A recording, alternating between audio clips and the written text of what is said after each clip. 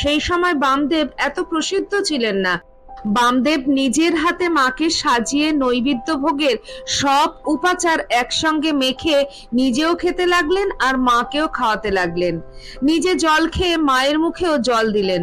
এই দৃশ্য দেখে পুরোহিতরা ক্ষুব্ধ হলেন। তারা ভাবলেন মাকে উচ্ছিষ্ট খাওয়ানো হচ্ছে। বামাকে ধরে চেলাকাঠ দিয়ে খুব মারধর করলেন তারা। বামার দেহ রক্তে ভরে গেল। তিনি টলতে টলতে শিমুলতলায় গিয়ে শুয়ে পড়লেন। রেগে বড় মাকে বললেন, আর তোর মন্দিরে যাব না, আর তোর মুখও দেখব না।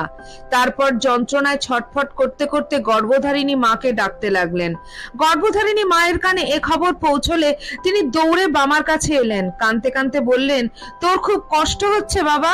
বামা হাসতে হাসতে বললেন, তুমি যখন আমার ক্ষতস্থানে হাত বুলিয়ে দিলে তখনই আমার সব ব্যথা মিলিয়ে গেছে মা। মা অবাক, তিনি তো এইমাত্র এসেছেন।